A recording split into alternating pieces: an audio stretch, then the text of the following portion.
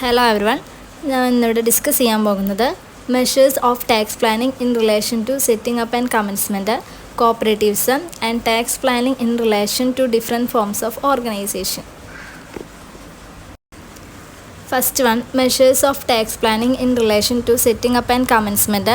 അതിൽ ഫസ്റ്റ് വരുന്നത് accomplishment of setting up at the earliest. അതായത് ഇൻസ്റ്റലേഷൻ പ്രോഗ്രാമിന് പ്ലാൻ ചെയ്തൊരു കമ്പനി അതിൽ ബിസിനസ്സിൻ്റെ സെറ്റിംഗ് അപ്പോൾ കഴിയുന്നത്ര സ്പീഡിൽ കംപ്ലീറ്റ് ചെയ്തിട്ടുണ്ടാവണം. ഇൻകം ആൻഡ് ലോസിൻ്റെ റിലേറ്റീവ് പൊസിഷൻ പെർമിറ്റ് ചെയ്യുകയാണെങ്കിൽ പ്രൊഡക്ഷൻ കുറച്ച് കാലത്തേക്ക് മാറ്റിവെക്കാനോ അല്ലെങ്കിൽ enabling company to avail the benefit of the tax holiday, പിന്നെ investment allowance, carry forward of unabsorbed losses and the depreciation for a longer period. Next പോയിൻ്റാണ് expenditure is revenue in nature and incurred wholly for business. അതായത് business setting up ചെയ്തതിന് ശേഷമുള്ള expense revenue nature ആയതും അത് complete ആയിട്ട് business ആവശ്യത്തിന് മാത്രമായിട്ട് വരുന്നതാണെങ്കിൽ അത് ഡിഡക്ഷന് അഡ്മിസിബിൾ ആയിരിക്കും.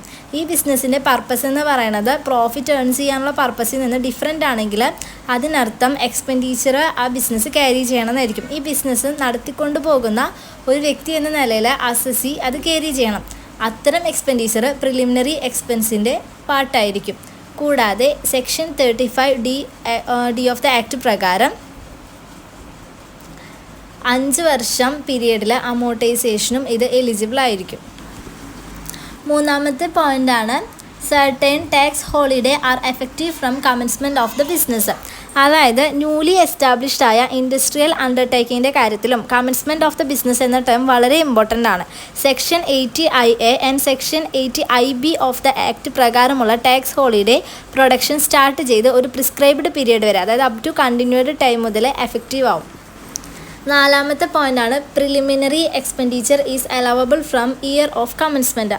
Under the business provision of section 35 of the act commencement ചെയ്യുന്നതിനുള്ള ഇമ്മീഡിയറ്റ്ലി പ്രിസീഡിങ് ഇയർ, അതായത് ഡ്യൂറിങ് 3 അക്കൗണ്ടിങ് ഇയേഴ്സിൽ സയൻറ്റിഫിക് റിസർച്ചിനായി നടത്തിയ ക്യാപിറ്റലോ അല്ലെങ്കിൽ റവന്യൂ ആയ ഏതൊരു എക്സ്പെൻസും അലൗഡാണ് as a deduction in the year of the commencement of the business. ഇത് കമ്പനിക്ക് കഴിഞ്ഞ 3 വർഷമോ അല്ലെങ്കിൽ അതിൽ കൂടുതലോ കാലയളവ് കമ്പയർ ചെയ്യുന്നതിനും കമ്മിങ് ഇയേഴ്സിൽ ഉണ്ടായതോ അല്ലെങ്കിൽ എക്സ്പെക്റ്റ് ചെയ്യുന്നതോ ആയ എക്സ്പെൻഡിച്ചറിൻ്റെ എമൗണ്ട് കമ്പയർ ചെയ്യാനും അതുവഴി ബിസിനസ് കമൻസ് ചെയ്യുന്ന ടൈം അതിനനുസരിച്ച് അഡ്ജസ്റ്റ് ചെയ്തുകൊണ്ട് മാക്സിമം ബെനിഫിറ്റ് നേടാനും കഴിയും. ഇനി അടുത്ത് നമ്മൾ പറയുന്ന ടോപ്പിക്കാണ് കോപ്പറേറ്റീവ്സ് എന്ന് പറയുന്നത്.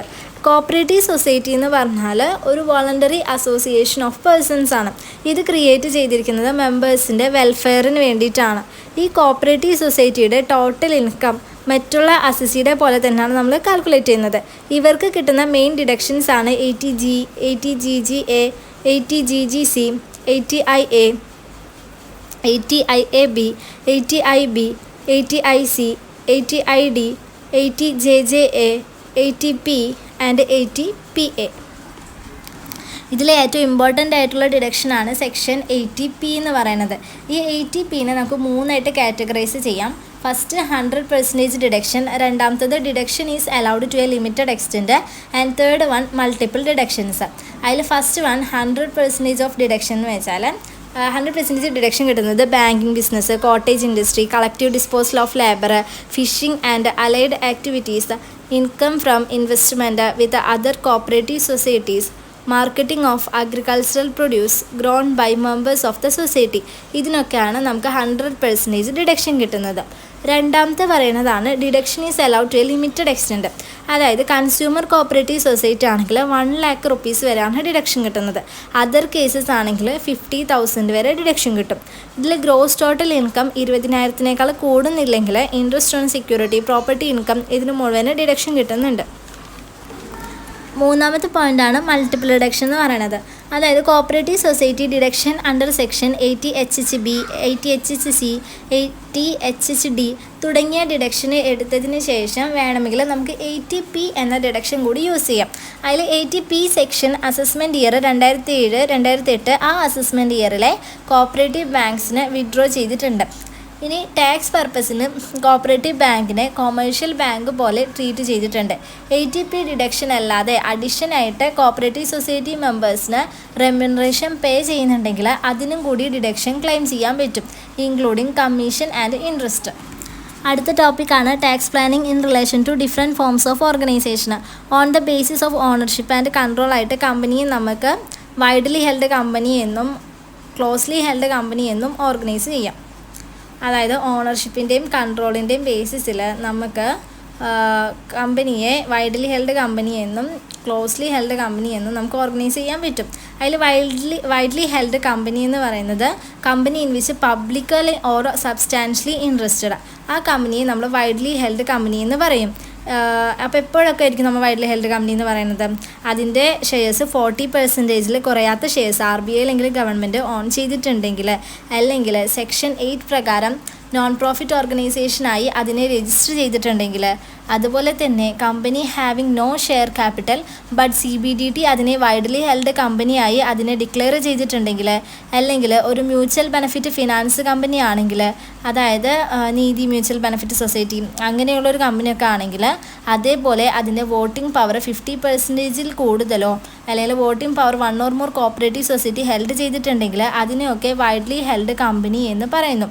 ഇനി ക്ലോസ്ലി ഹെൽഡ് കമ്പനീനെ എങ്ങനെയാണെന്ന് നോക്കാം. A company in which public is not substantially interested. A company in which public is not substantially interested, അതിനാണ് ക്ലോസ്ലി ഹെൽഡ് കമ്പനി എന്ന് പറയുന്നത്. അതായത് ഓണർഷിപ്പിൻ്റെയും കൺട്രോളിൻ്റെയും ബേസിസിലാണ് നമ്മൾ കമ്പനിയെ വൈഡ്ലി ഹെൽഡ് എന്നും ക്ലോസ്ലി ഹെൽഡ് കമ്പനി എന്നും ഓർഗനൈസ് ചെയ്യുന്നത്. ഇനി എന്തൊക്കെയാണ് ടാക്സ് പ്ലാൻ ചെയ്യുന്ന സമയത്ത് എന്തെല്ലാം ടാക്സ് കോൺസിക്വൻസസ് ആണ് കൺസിഡർ ചെയ്യേണ്ടതെന്ന് നമുക്ക് നോക്കാം. ഫസ്റ്റ് പോയിൻ്റാണ് provision of section 22E deemed dividend. ഈ ഒരു സെക്ഷന് ക്ലോസ്ലി ഹെൽഡ് കമ്പനിക്ക് മാത്രമാണ് അപ്ലിക്കബിൾ ആവുന്നത്.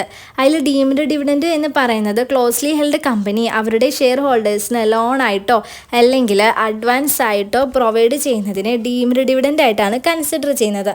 പുതിയ ഫിനാൻസ് ആക്ട് പ്രകാരം കമ്പനി തന്നെയാണ് ഡീംഡ് ഡിവിഡൻറ്റിന് ടാക്സ് പേ ചെയ്യുന്നത്. സോ ടാക്സ് പ്ലാൻ ചെയ്യുന്ന സമയത്ത് ക്ലോസ്ലി ഹെൽഡ് കമ്പനി ഈ ഒരു സെക്ഷന് ക്ലിയർ ആക്കിയിരിക്കണം. ഇത് വൈഡ്ലി ഹെൽഡ് കമ്പനിക്ക് അപ്ലിക്കബിൾ അല്ല. രണ്ടാമത്തെ പോയിൻ്റാണ് പ്രൊവിഷൻ ഓഫ് സെക്ഷൻ 79 എന്ന് പറയുന്നത്. അത് ക്ലോസ്ലി ഹെൽഡ് കമ്പനിക്ക് മാത്രമാണ് അപ്ലിക്കബിൾ. സാധാരണയായിട്ട് റെസ്ട്രിക്ഷൻ ഓഫ് ലോസ് വന്നാൽ ഏതെങ്കിലും ഹെഡായിട്ട് നമ്മൾ സെറ്റ് ഓഫ് ചെയ്യും, എന്നിട്ടും ലോസ് ഉണ്ടെങ്കിൽ നമ്മളത് ക്യാരി ഫോർവേഡ് ചെയ്യും.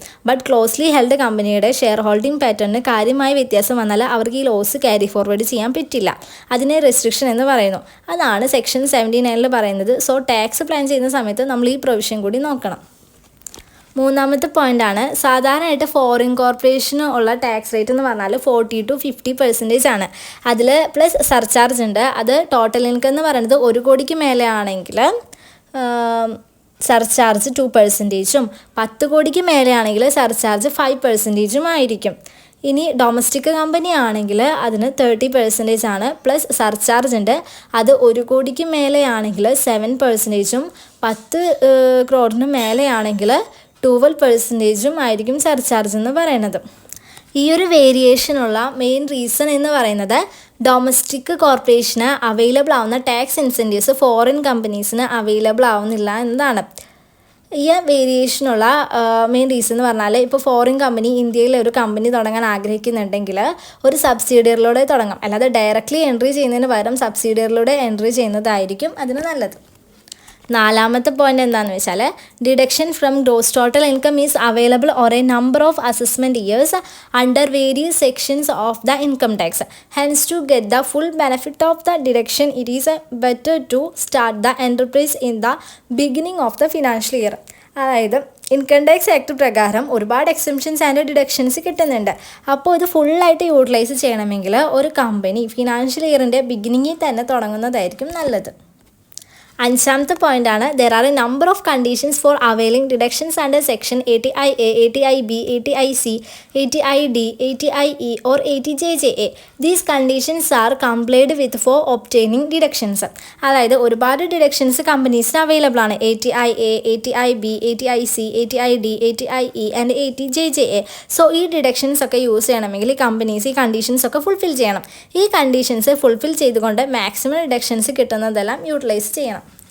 ആറാമത്തെ പോയിന്റ് എന്ന് പറയുന്നത് the rate of tax to HUF are same as individuals. So a careful analysis is to be done in this respect. Tax rate of HUF individual ഒക്കെ same തന്നെയാണ്. അതിന് കിട്ടാൻ സാധ്യതയുള്ള ഡിഡക്ഷൻസ് ആൻഡ് എക്സംഷൻസ് യൂസ് ചെയ്യുന്ന രീതിയിലാണ് tax planning ചെയ്യുക എന്നതാണ്. ഏഴാമത്തെ പോയിൻ്റാണ് consider the provisions of alternative minimum tax and the minimum alternative tax while deciding the business organisation. AMT എന്ന് പറയുന്നത് ഫേംസ്, അസോസിയേഷൻ, പ്രൊഫഷനൊക്കെ ആയിരിക്കും അപ്ലിക്കബിൾ. അതുപോലെ തന്നെ മാറ്റ് എന്ന് പറയുന്നത്, അതായത് മിനിമം ഓൾട്ടർനേറ്റീവ് ടാക്സ് എന്ന് പറയുന്നത് കമ്പനീസിന് അപ്ലിക്കബിൾ ആവുന്നത് ഒരു ബിസിനസ് ഓർഗനൈസേഷൻ ഡിസൈഡ് ചെയ്യുന്ന സമയത്ത് മാറ്റ് അല്ലെങ്കിൽ AMTയിലൂടെയൊക്കെ വേണം പ്രൊവിഷൻസ് നോക്കാൻ. എട്ടാമത്തെ പോയിൻ്റാണ് the right of tax applicable to firm and domestic company is almost same. At the same the tax liability of the partners and the company shareholders is to be considered while tax planning. ഫേംസിൻ്റെയും കമ്പനിയുടെയും tax rate equal ആണ്. അതിലെ firms separate legal entity അല്ല. So അതിൻ്റെ പേരിൽ ഫേംസിന് third പാർട്ടിയുമായിട്ട് contract ചെയ്യാൻ സാധിക്കില്ല. പക്ഷേ കമ്പനി സെപ്പറേറ്റ് ലീഗൽ എൻറ്റിറ്റി ആണ്. കമ്പനിക്ക് കമ്പനിയുടെ പേര് വെച്ചുകൊണ്ട് തന്നെ തേർഡ് പാർട്ടിയുമായിട്ട് കോൺട്രാക്റ്റ് വയ്ക്കാൻ സാധിക്കും. ഈ ടാക്സ് റേറ്റ് ഒരുപോലെ ആയിരിക്കും പാർട്ട്നേഴ്സിൻ്റെയും കമ്പനിയുടെയും ഷെയർ ഹോൾഡേഴ്സിൻ്റെ ടാക്സ് ലയബിലിറ്റി. ഈ ടാക്സ് പ്ലാൻ ചെയ്യുന്ന സമയത്ത് നമ്മൾ ഇതൊക്കെ കൺസിഡർ ചെയ്തിരിക്കണം.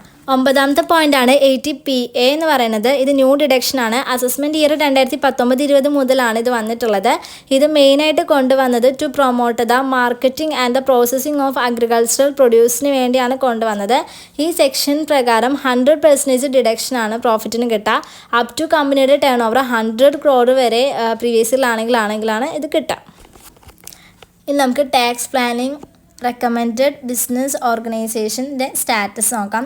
അതിൽ 3 പ്രിഫറൻസ് ഉണ്ട്. ഫസ്റ്റ് പ്രിഫറൻസ് ഈ പറയുന്നത് പാർട്ട്ണർഷിപ്പ് ഫേം, അതായത് വർക്കിംഗ് പാർട്ട്നേഴ്സിന് ഇൻട്രസ്റ്റ് ഓൺ ക്യാപിറ്റലിനും റെമ്യൂണറേഷനും പ്രൊവിഷൻ ഇല്ല.